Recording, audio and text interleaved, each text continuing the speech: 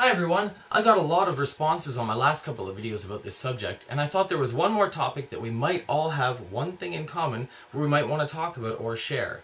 Now as well, this is my own opinion based on my own experiences, and I'm sure everyone's story is very different and everyone's beliefs as well are very different. So please, in the comment section down below, if you are going to leave a story or a comment, remember to be nice to each other, possibly kind, compassionate, like Jesus. We all know about that, right? Anyway, let's get her started. Today's video is based on one topic that I have a lot of questions about and I think is really personal and we need to discuss, and that's the process of disbelief. Basically, being raised as a Jehovah's Witness from the age of 1, I was never really taught to think in any other way. My questions were always, hey mom, what do I believe about this? Or, hey dad, what do we believe on this topic again? I never thought for myself, and that's a scary thought when you do for the first time. It starts with little things. Mainly for me was basically how lucky I was to be in the right religion, where witnesses are such a minority in the whole religious spectrum. And I thought to myself, man, am I ever lucky to be in the one right religion? What are the odds, right? Well, it turns out you get a bit older, you start thinking about it a bit more, and you think about the likelihood of that happening realistically. And what bothered me all the time was thinking about other people in other religions, thinking, what a bunch of suckers. They think they have it right, when clearly they don't.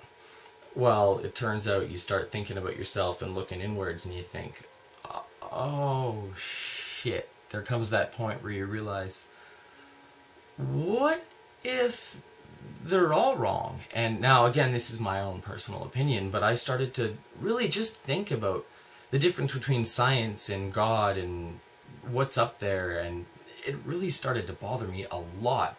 And that's why it freaked me out so much, was because I actually started to think for myself, what if, just what if that's not how things are, not how I was raised, not the way I was brought up to believe?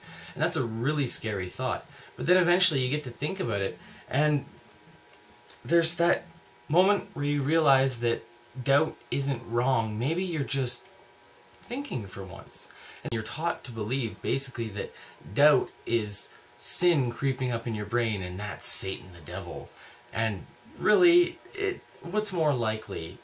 That that's the case, or that they really don't want you quitting because that's a lot less business for them. It's sad to think about, but really they have you so trained. You're not just selling Mary Kay or going door to door, you're not the Avon lady. You're selling a lifestyle, and you believe in it. How else do you get someone to believe in your product so strongly than to sell it as an entire life, and not just, a cream that you can, you quit being the Avon lady. No one wants to do that. They find out it sucks after a while.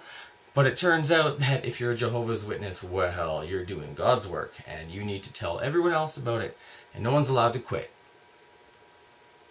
What a great business model. Anyway, those are my opinions, and I hope you've enjoyed listening to my ranting here. And if anyone else has any topics or stories, or please tell me about in the comments below what it was like for you to quit, if you were one of these ex-Jehovah's Witnesses, as I am. Or if not, just your opinions on the entire matter. Or hell, if you are spiritual or religious, go ahead, throw us a shout out. It's all love and respect on this channel, or at least I'd hope so. So please, everyone, be nice to each other, and thanks for watching. I'll see you on the next video. Bye.